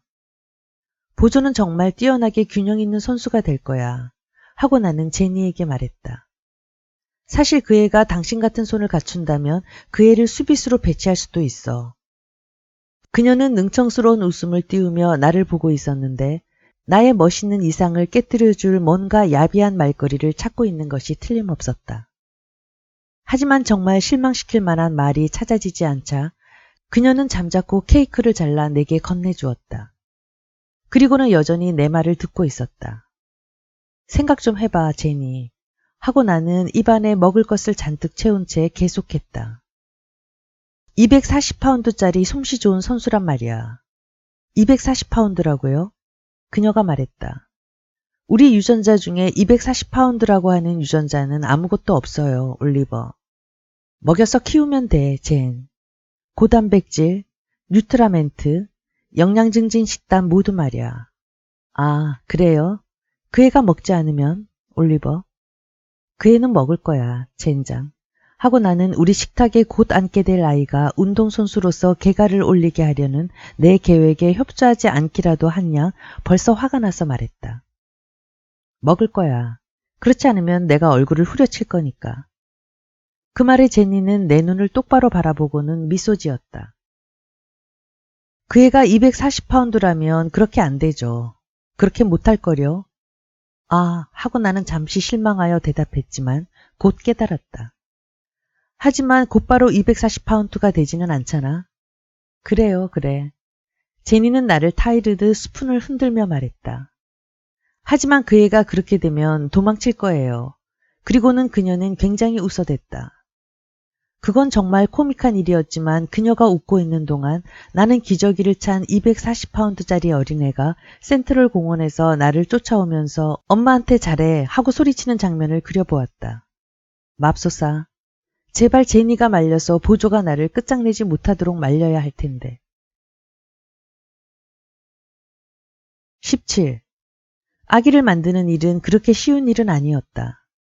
즉, 내 말은 성생활 초기에는 여자를 임신시키지 않으려고 생각에 사로잡혀 있던 친구들이 이번에는 생각을 바꾸어 그 반대로 임신에만 사로잡혀 있다고 하면 거기에는 분명 아이러니가 있다는 말이다. 그렇다. 그것은 강박관념이 될 수도 있다. 그리고 그것은 행복한 결혼 생활에 있어 가장 멋진 면으로부터 그 자연스러움과 자발성을 박탈할 수 있는 것이다. 즉, 내 말은 당신의 사고를 계획한다는 것, 규칙이나 달력, 전략에 맞추어 사랑의 행위에 대한 당신의 생각을 계획한다는 것은 불쾌와 혐오, 그리고 결국에 가서는 공포까지 가져오는 자원이 될 수 있는 것이다. 왜냐하면 자기의 문외한적인 지식과 자손 증진에 성공하지 못하고 있다는 것을 알게 되면 그것은 당신 마음에 가장 두려운 생각을 가져다 줄 수 있는 것이다. 이해하시리라 확신하지만 올리버, 불임은 생식력과는 관계가 없는 것입니다. 그것은 제니와 내가 결국 전문가의 진찰을 필요로 한다고 결정했을 때 모티머 셰퍼드 의사가 나와 처음 대화하면서 한 말이다. 그이는 이해하고 있어요, 선생님. 하고 제니는 나 대신 말했는데 이는 내가 말한 적이 없긴 해도 불능이라는 생각이 내게는 치명적인 것이라는 사실을 알고 하는 이야기였다. 그녀의 목소리는 만일 결함이 발견된다고 하면 그것이 자기 쪽 결함이었으면 하고 바란다는 투를 내보이지 않았던가. 하지만 의사는 최악의 사태에는 두 사람 모두에게 잘못이 있을 수 있다고 명백히 이야기하고 나서는 계속 우리 둘 다 정상일 가능성도 꽤 있으며 우리가 곧 자랑스러운 부모가 될 수 있다고 말해주었다. 하지만 물론 우리는 둘 다 종합검사를 받아야 했다. 완전한 육체적 진단 말이다. 그 작업들. 나는 이런 철저한 검사라고 하는 불유쾌한 일의 세부적인 것을 되풀이해 말하고 싶지 않다. 우리는 월요일에 그 진단을 받았다. 제니는 낮에, 그리고 나는 퇴근 후에. 신기하게도 나는 그날 법률 세계에 몰두해 있었다. 셰퍼드 의사는 제니를 그 주일 금요일에 다시 불렀는데 그의 간호원이 실수를 해 몇 가지 다시 조사할 필요가 있다는 설명이었다. 제니가 내게 그 재방문에 대해 얘기했을 때 나는 아마도 그가 그녀에게서 결함을 발견하지 않았나 하고 의심이 들기 시작했다. 제니 역시 같은 의심을 했다고 생각된다. 간호원이 실수를 했다는 변명은 너무 진부한 것이기 때문이었다. 셰퍼드 의사가 조나스 앤드 마시사로 내게 전화를 했을 때 나는 그것을 거의 확신했다. 퇴근해 집에 가는 길에 그의 사무실에 들러주시겠냐는 것이었다. 이것은 세 사람이 할 대화가 아니라는 말을 들었을 때 내 의심은 확고해졌다. 베르트 부인께는 오늘 아침 일찍 말씀드렸습니다. 제니는 아이를 가질 수 없는 것이다. 하지만 그것을 절대 사실로 삼지는 말자, 올리버. 교정수술이며 등등의 것이 있다고 셰퍼드 씨가 말한 것을 기억해봐라. 하지만 나는 일에 결코 몰두할 수가 없었고 5시까지 기다린다는 것은 어리석은 일이었다. 나는 다시 셰퍼드 씨에게 전화해서 오후에 일찍 나를 만날 수 있느냐고 물었다. 그는 좋다고 대답했다. 어느 쪽 결함인지 아셨습니까? 하고 나는 다른 말을 할 것도 없이 물었다. 난 사실 결함이라고는 말하지 않으렵니다, 올리버. 하고 그는 대답했다. 네, 좋습니다.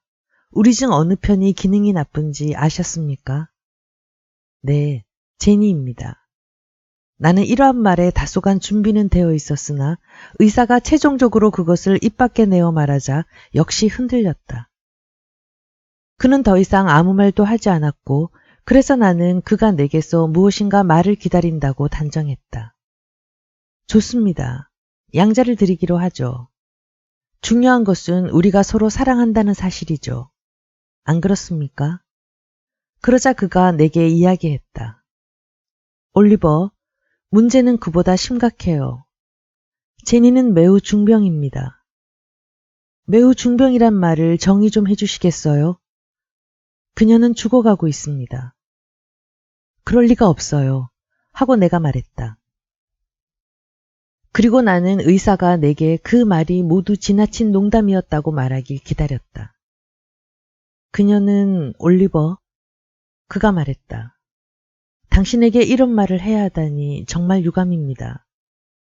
나는 그가 뭔가 실수한 것이라고 우겼다. 아마 그의 바보 같은 간호원이 또다시 실수를 해서 그에게 잘못된 엑스레이 사진이나 뭔가를 건네주었을 것이라고 우겼다. 그는 가능한 한 동정심 어린 말로써 제니의 혈액 검사를 3번 해보았다고 대답해 주었다. 그 진단에 대해서는 의문의 여지가 절대 없다는 것이었다. 그는 물론 우리를, 나를, 제니를 혈청학 전문의에게 소개하겠다고 했다. 실제로 그는 이름을 댔다. 나는 손을 저어서 그의 말을 가로막았다. 나는 잠시 침묵을 원했다. 모든 것을 마음에 새겨둘 침묵 말이다. 그리고는 한 가지 생각을 떠올렸다. 제니에게는 뭐라고 하셨습니까, 선생님? 2분 모두 정상이라고 했죠. 그녀가 믿었나요? 그렇다고 생각합니다. 우리가 언제 그녀에게 이야기해야 할까요? 이 점에 있어서는 당신에게 달려 있어요. 내게 달려 있다고? 맙소사. 이 시점에서 나는 숨도 못 쉬겠는데. 의사는 설명하길 제니의 경우 같은 백혈병을 위한 준비된 치료법은 그저 완화제 정도이고 병을 역전시키지는 못한다는 것이었다. 그것은 완화시키거나 병을 연기시킬 수밖에 없었다. 그렇기 때문에 이 시점에서 그 일은 내게 달렸던 것이다. 그들은 당분간 치료를 지연할 수도 있다는 것이었다. 하지만 그 순간 내가 정말 생각할 수 있었던 것은 이런 모든 일이 너무나 끔찍하다는 것뿐이었다. 그녀는 겨우 24이에요. 나는 의사에게 소리쳤던 것 같아. 그는 매우 참을성 있게 고개를 끄덕였는데 이는 제니의 나이를 잘 알고 있으며 또 한편 그것이 내게 얼마나 큰 심적 고통인가를 이해한다는 것이었다. 결국 나는 내가 그 사람의 사무실에 언제까지나 앉아 있을 수 없다는 사실을 깨달았다. 그래서 나는 그에게 어떻게 하느냐고 물었다. 즉 내가 무엇을 해야 하느냐고 물었던 것이다. 그는 내게 가능한 한 오랫동안 가능한 한 평상시처럼 행동하라고 말해주었다. 나는 그에게 감사하고는 그곳을 떠났다. 평상시처럼 말이지. 18. 나는 신에 대해 생각하기 시작했다. 즉, 내 말은 어딘가에 존재하는 절대자가 내 사적인 생각들 속에 끼어들기 시작했다는 말이다. 내가 그의 얼굴을 갈겨주려고 그가 내게 하려는 일에 대해 그를 때려주려고 생각한 때문은 아니었다. 그런 것이 아니라 내가 가졌던 종교적 생각들은 정반대였다. 즉 아침에 내가 일어났을 때 제니가 거기 있는 것 같은 경우였다. 아직도 거기에 있었다. 나는 그녀가 가엾고 당황하기조차 했지만 한편으로는 내가 감사할 수 있는 신이 있었으면 하고 바랬다. 나는 잠에서 깨워 제니퍼를 보게 해준 데에 대해 감사합니다. 나는 평상시처럼 행동하려고 무척 애쓰고 있었기 때문에 그녀가 아침을 만든다든지 하도록 물론 그냥 놔두고 있었다. 오늘 스트래턴을 만나죠? 하고 그녀는 내가 스페셜 K를 2그릇째 먹고 있을 때 물었다. 누구? 하고 내가 물었다. 64년도 졸업생 레이몬드 스트래턴 말이에요. 그녀가 말했다. 당신의 제일 친한 친구. 그리고 내가 나타나기 전엔 당신의 방 친구였던 사람 말이에요. 아, 그래. 우린 스쿼시 게임을 하려고 했지. 그걸 취소할까 봐. 웃기지 마요. 뭐라고 젠? 스쿼시 게임을 취소하지 말라고요. 난 맥 빠진 남편은 원치 않아요, 정말. 그래, 알았어. 하고 내가 말했다. 하지만 저녁 만찬은 시내에서 먹자고. 왜? 왜라니? 무슨 소리야? 하고 나는 평상시처럼 짐짓 화를 내려고 하면서 소리쳤다. 내가 마누라와 함께 맘대로 저녁도 못 먹으러 간다는 거야? 그녀가 누구예요, 베르트? 이름이 뭐예요? 하고 제니가 물었다. 뭐? 이봐요. 하고 그녀가 설명했다. 자기 와이프를 평일인데도 저녁 식사에 데려가야 하는 걸 보니 어떤 여자와 사귀고 있는 것이 틀림없어요. 제니퍼, 하고 나는 이제는 정말 기분이 상해서 소리쳤다. 난 아침 식사 때 그런 이야기를 하고 싶지는 않아. 그럼 집에 와서 내가 차린 저녁을 먹어요. 알았죠? 알았어. 그리고는 나는 신에게 그것이 누구이건 어디에 있건 간에 이 현상에 기쁘게 안주하겠다고 말했다. 나는 고통을 상관치 않습니다, 하나님. 제니가 모르는 한 내가 아는 것은 상관없습니다. 주님, 내 말을 들으셨습니까? 뭐든지 당신 뜻을 따르렵니다. 올리버, 네, 조나스 씨. 그는 나를 그의 사무실로 불러들였다. 자네 베크 사건 잘 아나? 하고 그가 물었다. 물론 잘 안다. 라이프지의 사진기자인 로버트 L. 베크가 폭동 사진을 찍으려는 중 시카고 경찰에 발길질 당해 내쫓긴 사건이었다. 조나스 씨는 이 사건을 자기 회사로서는 중요한 사건 중 하나로 여기고 있었다. 경찰이 그를 때려 눕힌 것으로 알고 있습니다. 나는 조나스 씨에게 명랑하게 말했다. 나는 자네가 이 사건을 도맡아 하기를 원하네, 올리버. 하고 그가 말했다. 제가 말입니까?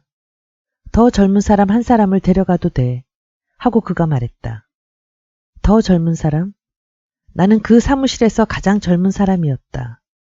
하지만 나는 그의 말뜻을 읽을 수가 없었다.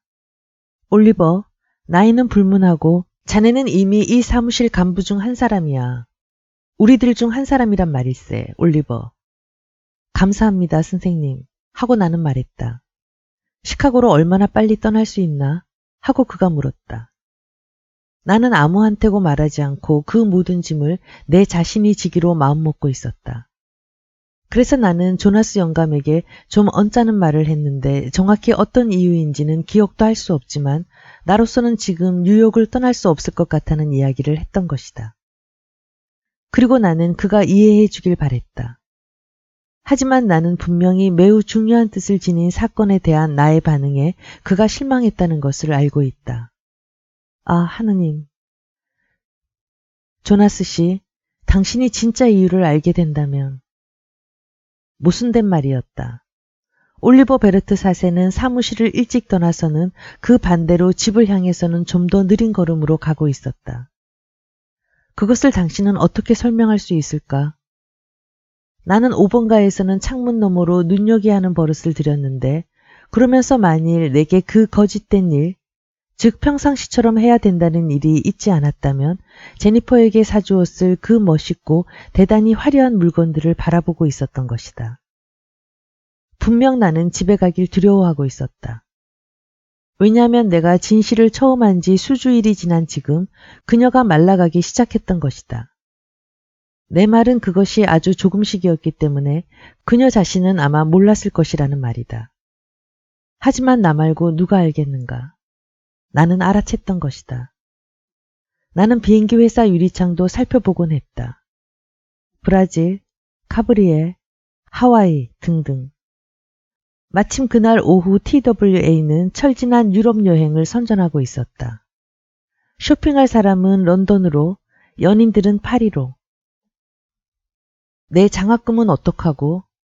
내가 평생 가보지 못한 파리는 어떡하고? 우리 결혼은 어떡하고?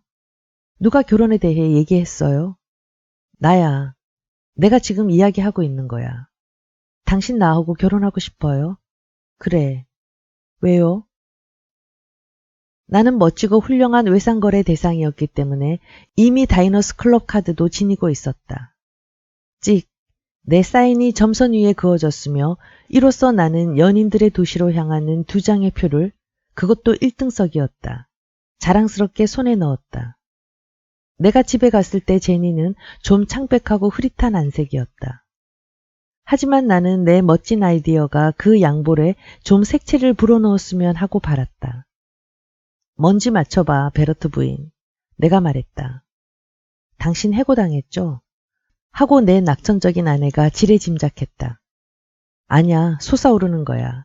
하고 나는 말하면서 비행기표를 꺼냈다. 위로 멀리 가는 거야. 위로 멀리 말이야. 하고 내가 말했다. 내일 밤은 파리로 가는 거야. 그러지 마요, 올리버. 그녀가 말했다. 하지만 조용하고 그녀가 평상시에 하는 공격조의 어투가 전혀 없는 말이었다. 그녀가 그 말을 또 했을 때 그것은 일종의 애무였다. 그만해, 올리버. 이것 봐. 그만두라는 말을 좀 더 자세히 해줄 수 있겠어? 이봐요, 올리. 하고 그녀가 부드러운 어조로 말했다. 우리는 앞으로 그런 식으로 하면 안 돼요. 무엇을 하면 안 된다는 거야? 하고 내가 물었다. 나는 파리는 원치 않아. 파리는 필요 없어. 당신만 원해요. 그건 당신이 가진 거잖아, 예쁜 아가씨. 하고 나는 명랑한 척하는 어조로 말을 가로막았다. 그리고 나는 시간을 원해요. 그녀는 계속했다. 그건 당신이 내게 줄 수 없는 거예요. 이제야 나는 그녀의 눈속을 들여다보았다. 그 눈은 말할 수 없이 슬펐다. 하지만 나만이 알 수 있는 슬픈 눈이었다. 그 눈은 미안하다고 말하고 있었다. 즉 나에게 미안하다는 것이었다. 우리는 조용히 서로를 껴안고 있었다. 우리들 중 하나가 운다면 제발 우리 둘 다 울게 해주십시오. 하지만 둘 다 안 운다면 더 좋습니다. 그리고 나서 제니는 정말 이상한 기분이 들어서 상담을 위해서가 아니라 직면하기 위해 셰퍼트 의사에게 갔던 경로를 설명했다. 내게 무슨 이상이 있는지 제발 말씀해 주세요. 그래서 그가 이야기를 해주었다는 것이다. 나는 내가 그것을 그녀에게 알린 사람이 아니었다는 사실에 이상하게 죄의식을 느꼈다. 그녀도 그것을 알아채고는 일부러 웃기는 소리를 했다. 그 양반은 예일 출신이에요, 올. 누가, 젠? 예커맨 말이야. 혈청학 전문의사 말이에요. 철저한 예일 출신이에요. 대학도 의과대학도 말이에요. 그래. 하고 나는 그녀가 우울한 대화에 가벼운 분위기를 일으키려고 하고 있다는 것을 알고는 말했다. 적어도 읽고 술수는 할 수 있지? 하고 내가 물었다. 그건 봐야 하죠. 하고 레드클리프 64년도 졸업생인 올리버 베러트 부인이 웃으며 말했다. 하지만 말은 할 줄 알더군요. 그리고 나도 이야기를 하고 싶었고요. 그럼 예일 출신 의사로서는 괜찮군. 하고 내가 말했다. 괜찮죠. 그녀가 말했다. 19. 이제는 적어도 집에 돌아가는 것이 두렵지 않았고 평상시처럼 행동하는 것에 대해 겁나지도 않았다.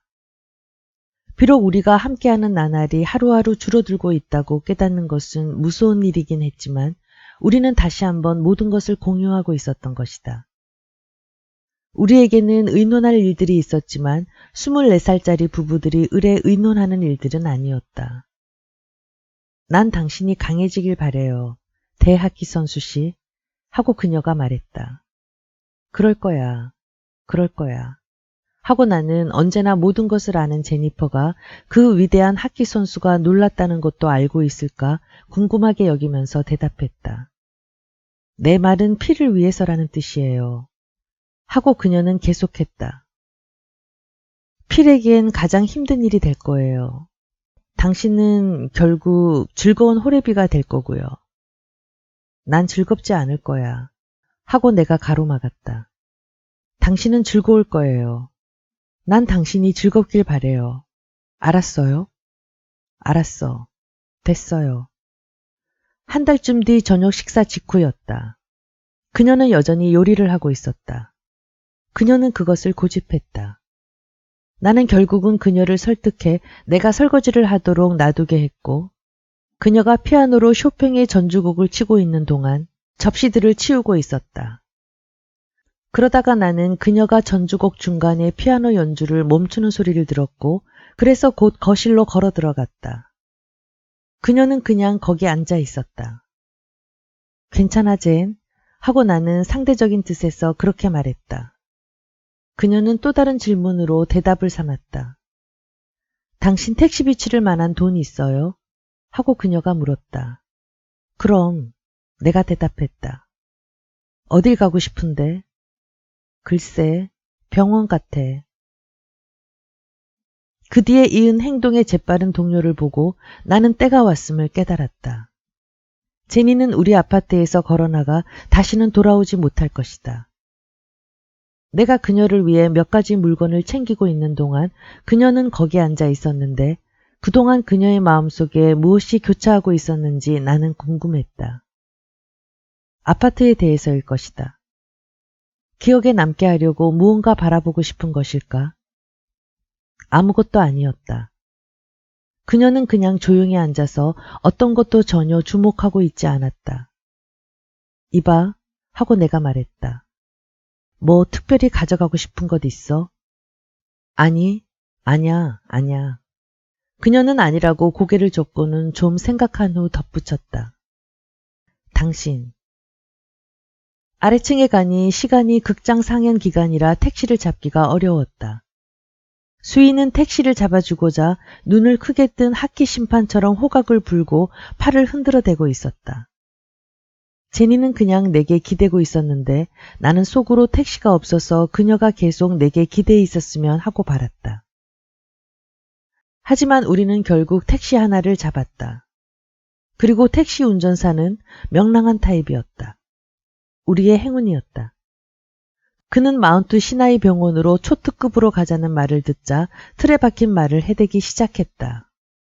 걱정하지 말아요, 젊은이들. 당신들은 경험이 오랜 손안에 있으니까. 분만시라고 나는 이 일을 수년째 해오고 있으니까. 뒷좌석에서 제니는 내게 기대어 쪼그리고 있었다. 나는 그녀의 머리카락에 키스를 했다. 이게 첫 번째입니까? 하고 유쾌한 운전사가 물었다. 제니는 내가 그 친구에게 쏘아붙이려는 것을 알았나 보다. 그래서 그녀는 내게 속삭였다. 친절하게 해줘요, 올리버. 그는 우리에게 친절하게 해주려고 애쓰는 거예요. 네, 그래요. 하고 내가 그에게 말했다. 첫 번째예요. 그럼 내 아내 기분이 썩 좋지 않으니 좀 더 빨리 달려주시겠어요? 그는 순식간에 우리를 마운트 시나이로 데려다 주었다. 그는 너무나 친절해 밖으로 나가 우리를 위해 문을 열어주는 등 온갖 친절을 베풀었다. 차가 다시 떠나기 전 그는 우리에게 온갖 행운과 행복을 빌었다. 제니는 그에게 고맙다고 말해주었다. 그녀는 다리가 휘청대는 듯 싶었고 그래서 나는 그녀를 안아 들어가려 했지만 그녀는 싫다고 고집했다. 이 문지방은 싫어요. 그래서 우리는 걸어 들어갔고 괴롭도록 꼬치꼬치 캐묻는 입원 수식을 참고 해냈다. 의료조합증이나 뭐 다른 의료보험을 갖고 계세요? 아니요. 그런 사소한 것을 누가 생각해낼 수 있었겠는가. 우리는 접시 사기에 너무 바빴던 것이다. 물론 제니의 입원은 병원 쪽에서도 예기치 못한 것은 아니었다. 이미 그 전에 그 일은 예상된 일이었고 지금 그 일을 지휘하는 사람은 버나드 에커맨 박사였다. 그는 제니가 예언했듯 예일 출신이기는 하지만 좋은 사내였다. 그녀는 백혈구와 혈소판 주사를 맞고 있어요. 하고 예커맨 의사가 내게 말했다. 그게 그녀에겐 지금 가장 필요한 것입니다. 그녀는 항신진대사제는 전혀 원하고 있질 않아요. 그게 뭡니까? 내가 물었다. 세포 파괴를 완화시켜주는 치료법이죠. 그가 설명했다. 하지만 그 치료에는 불쾌한 부작용이 생길 수 있습니다. 이봐요, 선생님. 나는 내가 그에게 불필요하게 설교를 하고 있음을 알고 있다. 제니 마음대로예요. 그녀가 말하는 것은 무엇이나 해주세요. 아프게 하는 것만 아니면 가능한 한 무슨 일이든 해주세요. 그건 자신하셔도 됩니다. 하고 그가 말했다. 비용이 얼마나 들든지 상관없습니다, 선생님. 나는 목소리를 높이고 있었다. 수주일이 걸릴 수도 있고 몇 달이 걸릴 수도 있어요. 하고 그가 말했다. 비용은 잊어버리세요. 내가 말했다. 그는 나에게 매우 참을성을 발휘하고 있었다. 즉, 내 말은 내가 정말이지 그를 괴롭히고 있었다는 뜻이다. 난 단지 하고 예커맨이 설명했다. 얼마나 길게 또는 얼마나 짧게 끌지 알 수가 전혀 없다는 말을 한 겁니다. 기억해 두세요, 선생님. 하고 나는 그에게 명령했다. 그녀에게 최상급의 것을 해주고 싶다는 것만 알아주세요. 독실하고 특별 간호사, 모두 말이에요. 제발, 돈은 있습니다. 맨하탄 동부 63번가에서 매사추세츠까지 3시간 20분 내에 달리는 일은 불가능하다. 정말이다. 나는 이 길을 초과속도로 시험 운전한 적이 있기 때문에 외국차건 국산차건 혹은 그레홈 힐 같은 사람이 운전대를 잡는다 해도 더 빨리 달릴 수 없다고 확신하는 것이다. 나는 내 차 MG를 매사추세츠 유료 도로에서 105마일로 몰고 있었다. 나는 휴대용 전기 면도기를 갖고 있어서 스테이트가에 있는 신성한 사무실에 들어가기 전 미리 차 안에서 주의 깊게 면도를 하고 셔츠도 갈아입었다. 아침 8시인데도 거기에는 유력한 인물같이 보이는 보스턴 타입의 신사들이 올리버 베르트 3세를 만나기 위해 기다리고 있었다. 그의 비서는 내 이름을 인터콤 속으로 말하면서 나를 2번 다시 쳐다보지도 않았다. 아버지는 안으로 안내해요 라고 말하지 않았다. 대신 그의 문이 열리더니 그가 직접 나타났다. 그는 올리버 하고 말했다. 나는 그전부터 다른 사람들의 건강 상태에 유의했기 때문에 그가 좀 창백해 보인다는 것, 그리고 이 3년 동안 그의 머리카락이 회색빛이 되었다는 것을 알아챘다. 그리고 아마 더 가늘어졌을 것이다. 들어와라 얘야. 그가 말했다. 나는 그 어조에서 그의 마음을 읽을 수가 없었다. 나는 그냥 그의 사무실로 걸어갔다. 나는 의뢰인용 의자에 앉았다. 우리는 서로를 쳐다보고는 서로의 시선을 그 방 안에 있는 다른 물건들로 옮겼다. 나는 내 눈길을 그의 책상 위에 있는 물건들로 돌렸다. 가죽 케이스 속에 든 가위, 가죽 손잡이가 있는 편지 열기 칼, 그리고 몇 년 전에 찍은 어머니 사진과 내 사진. 엑스터 고교 졸업식 때였다. 지내기 어땠니 얘야? 하고 그가 말했다. 좋아요 아버지. 내가 대답했다. 제니퍼는 어떠냐? 하고 그가 물었다. 그에게 거짓말을 하는 대신 나는 그 화제를 피하고는 그것이 바로 화제였지만 내가 갑자기 나타난 이유를 불쑥 말했다. 아버지, 저 $5,000를 벌어야 하겠어요. 그럴 이유가 있어요. 그는 나를 쳐다보았다. 그리고는 고개를 좀 끄덕였던 것 같아. 그래서 하고 그가 말했다. 네? 하고 내가 물었다. 이유를 알 수 있겠니? 하고 그가 물었다. 말씀드릴 수 없어요, 아버지. 그냥 돈만 빌려주세요. 제발. 나는 만일 누군가 실제로 올리버 베르트 3세에게서 느낌을 받을 수 있다면 말이지만 그가 내게 그 돈을 주려고 마음먹었다는 느낌을 받았다. 나는 또한 그가 내 부하를 돕고 싶어 하지도 않는다는 것을 알았다. 하지만 그는 이야기를 하고 싶었던 것이다. 조나스 앤드 마쉬에서는 내게 월급을 안 주니? 하고 그가 물었다. 아니요, 줍니다. 나는 단지 내 연봉이 최고 기록이라는 것을 그가 알게 하기 위해서 얼마라는 것을 말하고 싶었지만 그 다음에 나는 생각하길 그가 내 직장을 알고 있다면 내 급여도 알고 있을 것이라고 생각했다. 그리고 그 애도 교사 일을 하지 않니? 하고 그는 물었다. 그러면 그가 모든 것을 아는 것은 아니었다. 그녀를 그 애라고 하지 마세요. 내가 말했다. 제니퍼도 가르치고 있지 않니? 하고 그는 점잖게 물었다. 제발 그녀는 이 문제에서 빼주세요, 아버지. 이건 개인적인 일이에요. 매우 중요한 개인적인 문제예요. 너 어떤 여자를 공경에 빠뜨렸니? 하고 그가 물었지만 그의 음성에는 어떤 비난도 들어있지 않았다. 네, 하고 내가 말했다. 그래요, 아버지. 그렇습니다. 제발 돈 좀 주세요. 나는 한순간 그가 내 이유를 믿지 않는다는 생각이 들었다. 하지만 그는 진정으로 알고 싶은 것 같지도 않았다. 그는 그냥 내가 미리 이야기했지만 우리가 이야기를 할 수 있게끔 내게 물어본 것뿐이었다. 그는 자기 책상 서랍을 열고는 편지 열기 칼, 그리고 가해집하고 같은 코도반 가죽으로 겉장을 단 수표책을 꺼냈다. 그는 수표책을 천천히 열었다. 그것은 나를 괴롭히려고 그런 것은 아니었다고 생각한다. 그것이 아니라 시간을 끌기 위해서였다. 뭔가 할 말을 찾기 위해서였다. 기분이 상하지 않을 말을. 그는 수표 쓰기를 마치고 그것을 책에서 찢어내어 내 앞으로 밀어주었다. 아마 나는 내가 손을 뻗어 그의 손에 닿아야 한다는 사실을 깨닫는데 1초쯤 늦었던 모양이다. 그래서 그는 당황했고 손을 움츠리더니 그 수표를 책상 끝에 놓았다. 그는 이제 나를 쳐다보고 고개를 끄덕였다. 그의 표정은 거기 있다 얘야 하는 것 같았다. 하지만 그는 그냥 고개만 끄덕였다. 나도 그곳을 떠나고 싶었던 것은 아니었다.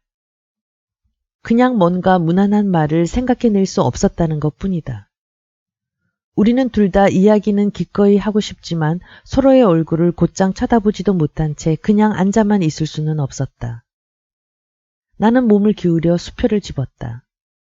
정말 거기에는 5,000달러라고 씌어 있었고 올리버 베르트 3세라고 사인이 되어 있었다. 그 글씨는 이미 말라 있었다. 나는 그것을 조심스럽게 접고는 셔츠 주머니에 집어넣고 일어나 문 쪽으로 슬슬 걸어갔다. 나는 보스턴의 유력 인사들이 나 때문에 바깥 사무실에서 오래 기다리고 있는 것을 알고 있으며 아직 서로에게 할 말이 있다면 아버지 사무실 근처에서 뵈야 할 수도 있으니까 아버지, 점심 약속을 취소해 주시겠어요? 등등 정도의 말은 최소한 했어야 했다. 나는 거기 서서 문을 반쯤 열어놓은 채 용기를 쥐어짜내어 그를 쳐다보고 말했다. 감사합니다, 아버지. 20일. 필 카빌레리에게 소식을 전하는 일은 내게 떨어졌다. 다른 누가 하겠는가 말이다. 그는 내가 우려했던 것처럼 실망에 쓰러지지는 않았고 조용히 크랜스턴이 있는 집을 잠그고는 우리 아파트에 와 살게 되었다. 우리는 모두 슬픔에 대처하는 자기 나름의 바보 같은 방법을 지니고 있다. 필의 방법은 주변을 청소하는 것이었다. 닦고 문지르고 윤을 내는 일이었다. 나는 사실 그가 무슨 생각을 하는지 알 수 없었지만 어쨌든 그가 일을 하게 놔두었다. 그는 제니가 집으로 돌아온다는 꿈을 꾸고 있는 것일까? 그럴 거다. 그렇잖은가? 가엾은 양반. 그가 청소하는 이유는 그것이다. 그는 만사를 있는 그대로 받아들이지 않으려고 하는 것이다. 물론 그가 이 사실을 내게 인정하지는 않겠지만 그러한 생각이 그의 마음속에 있음을 나는 알고 있다. 왜냐하면 그 생각은 내 마음속에도 있었기 때문이다. 그녀가 일단 입원했으니 나는 조나스에게 내가 왜 출근할 수 없는지 이유를 알려야 했다. 나는 전화를 빨리 끊어야 하는 것처럼 굴었는데 왜냐하면 그가 상심하고 있으며 표현할 도리 없는 위문의 말을 하고 싶어 한다는 것을 알았기 때문이었다. 그 후로 내 생활은 병원을 방문하는 시간과 그 밖의 것으로 단순하게 나뉘게 되었다. 그리고 물론 그 밖의 일이란 아무것도 없었다. 배고파서 먹고 필이 아파트를 청소하는 것을 보고 예커맨이 내게 내려준 처방에도 불구하고 잠을 자지 않는 일뿐이었다. 언젠가 나는 필이 자기 자신에게 중얼거리는 말을 우연히 들었는데 난 더 이상 견딜 수 없어 하는 말이었다. 그는 옆방에서 우리가 먹은 저녁 접시를 닦고 있었다. 나는 그의 말에 대꾸하지 않았지만 나는 견딜 수 있다고 내심 생각했다. 만사를 통갈하고 있는 절대자시여, 이 상태를 계속해 주십시오. 나는 영원히 견딜 수 있습니다. 제니는 제니니까 말입니다. 그날 저녁 그녀는 나를 병실에서 쫓아냈다. 그녀는 그녀의 아버지와 1대1로 이야기하고 싶어 했던 것이다. 이 회합은 이탈리아계 미국인에게만 제한되어 있어요. 하고 그녀는 그녀가 베고 있는 베개만큼이나 흰 얼굴로 말했다. 그러니 나가줘요, 베로트. 좋아, 하고 내가 말했다. 하지만 너무 멀리는 아니에요. 하고 그녀는 내가 문에 다가섰을 때 말했다. 나는 라운지에 가서 앉았다. 필이 이내 나타났다. 그 애가 자네를 들여보내라고 하네.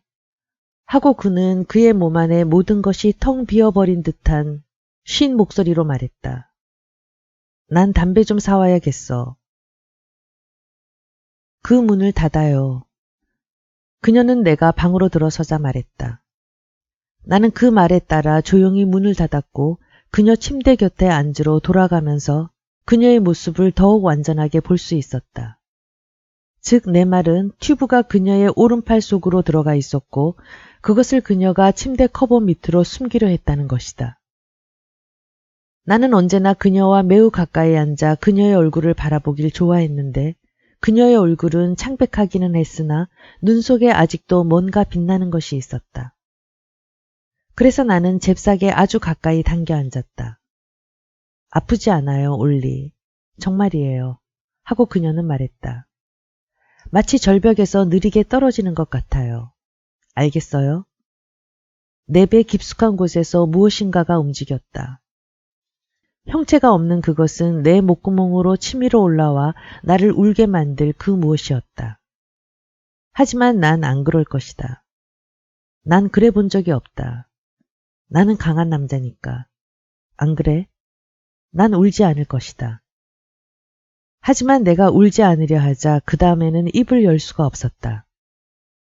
나는 그저 그렇다고 고개를 끄덕여야 할 것이다. 그래서 나는 그렇다고 고개를 끄덕였다. 젠장 하고 그녀가 말했다. 응? 그것은 말보다는 신음이었다. 당신은 절벽에서 떨어진 기분을 몰라요. 그녀가 말했다. 당신은 당신의 그 인생에서 떨어져 본 적이 없으니까. 아냐 하고 나는 말할 기운을 되찾은 다음 말했다. 당신을 만났을 때. 그래요 하고 그녀는 말했는데 미소가 그녀의 얼굴을 지나갔다. 오, 그것은 절벽에서 떨어지는 기분. 그 말을 누가 했죠? 모르겠어. 내가 대답했다. 섹스피어겠지. 그래요. 하지만 누구 대사죠? 하고 그녀는 불평조로 말했다. 어느 희곡이었는지 기억이 안 나요. 나는 레드클리프에 다녔으니까 그런 건 기억해야 하는데. 나는 언젠가는 모차르트의 쾌엘 목록을 전부 외웠었어요. 그거 대단한데? 하고 내가 말했다. 정말 믿어도 돼요. 하고 그녀는 말하고는 그녀의 이마를 찌푸리며 물었다. C 마이너 피아노 협주곡 번호는 몇 번이죠? 찾아볼게. 하고 내가 말했다. 나는 어디에 있는지 알고 있었다. 아파트로 돌아가면 피아노 옆 선반에 있다. 내일 아침에 찾아보고 제일 먼저 그녀에게 얘기해 줄 것이다. 알았었는데. 하고 제니가 말했다. 정말이에요. 알았었는데. 이봐. 하고 나는 보가트 음성으로 말했다. 음악 얘기를 하고 싶어? 당신은 장례식 얘기가 더 좋겠어요? 하고 그녀가 말했다. 아니. 하고 나는 그녀의 말을 가로막은 것을 유감스럽게 생각하며 말했다. 나는 피라고 그것을 의논했어요. 들어요, 올리? 나는 얼굴을 돌려버렸다. 그래, 듣고 있어, 제니. 나는 아버지한테 카톨릭식 예배를 해도 좋다고 했어요. 당신도 괜찮겠죠? 좋아요? 좋아.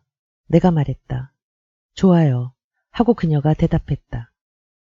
그리고 나자 나는 좀 안심이 되었는데 왜냐하면 결국 이제 우리가 무엇을 이야기하든지 간에 그것은 좀 나은 이야기가 될 것이기 때문이었다. 내 생각은 틀렸다. 이봐요, 올리버.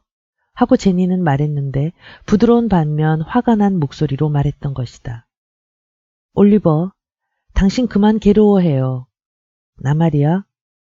당신 얼굴 위에 있는 죄스러운 표정 말이에요. 올리버, 그건 싫어요. 열심히 나는 내 표정을 바꾸려고 애썼지만 내 얼굴 근육은 얼어붙어 있었다. 누구 잘못도 아니에요. 하고 그녀는 말하고 있었다. 자기 탓하는 것을 그만둘 수 없어요. 나는 내 눈길을 그녀로부터 떼고 싶지 않았으므로 계속 그녀를 바라보고 싶었으나 그럼에도 눈길을 떨구어야 했다. 나는 지금도 제니가 내 마음을 너무나 완벽하게 읽고 있었기 때문에 너무나도 부끄러웠던 것이다. 이봐요. 그게 내가 당신에게 유일하게 부탁하는 거예요. 올리, 그렇지 않으면 당신은 괜찮을 거라는 걸 난 알아요. 내 뱃속에 그 무엇이 다시 요동치기 시작했다. 그래서 나는 알았어 하는 말도 하기가 두려웠다. 나는 그저 묵묵히 제니를 바라보았다. 파리는 집어쳐요. 하고 그녀는 갑자기 말했다. 응? 파리하고 음악하고 또 당신이 내게서 빼앗았다고 생각하는 그런 시시한 것들을 모두 집어치고 잊으란 말이에요. 난 상관없어요. 이 불안당 양반아. 내 말 못 믿겠어요? 응. 하고 나는 솔직히 대답했다. 그러면 이곳을 나가버려요. 그녀가 말했다. 나는 당신이 내 임종에 있게 하고 싶지 않아요. 그녀는 진심이었다. 나는 제니가 무슨 말을 진심으로 할 때면 그것을 알 수 있었다. 그래서 나는 거짓말을 함으로써 거기 머물 수 있는 허가를 받았다. 당신 말 믿어. 하고 내가 말했다. 그래야 돼요. 그녀가 말했다. 이제 당신 내 부탁 하나 들어줄래요? 내 몸속 어디에선가 이 황폐한 느낌이 나를 공격해 와서는 나를 울리려고 했다. 하지만 나는 꾹 참았다. 나는 울지 않을 것이다. 나는 그저 그녀의 부탁이 무엇이든지 기꺼이 해주겠다는 뜻을 제니퍼에게 나타내 보였다. 긍정의 표시로 고개를 끄덕임으로써 날 꼭 안아줄래요? 하고 그녀가 말했다. 나는 내 손을 그녀의 팔뚝에 놓고는 하느님, 어쩌면 그렇게 말랐을까요? 그것을 꼭 지었다. 아니야, 올리버. 그녀가 말했다. 진짜로 안아줘요. 내 옆에 누워서. 나는 매우 조심하면서 침대에 올라가 그녀와 함께 누우면서 내 팔을 그녀의 몸에 둘렀다. 고마워, 올리. 그 말이 그녀의 마지막 말이었다. 22. 필 카빌레리는 내가 나타났을 때 일광욕실에서 몇 대째인가 담배를 피우고 있었다. 필? 하고 나는 부드럽게 불렀다. 응? 그는 나를 쳐다보았고 나는 그가 이미 알고 있다고 생각했다. 그는 분명히 신체적인 위로가 필요했다. 나는 걸어가 그의 어깨에 손을 올려놓았다. 나는 그가 울까봐 두려웠다. 내가 울지 않으리라는 것을 확신하고 있었다. 그럴 수가 없었다. 즉 나는 그런 것은 모두 지나고 있었던 것이다. 그는 자기 손을 내 손 위에 얹었다.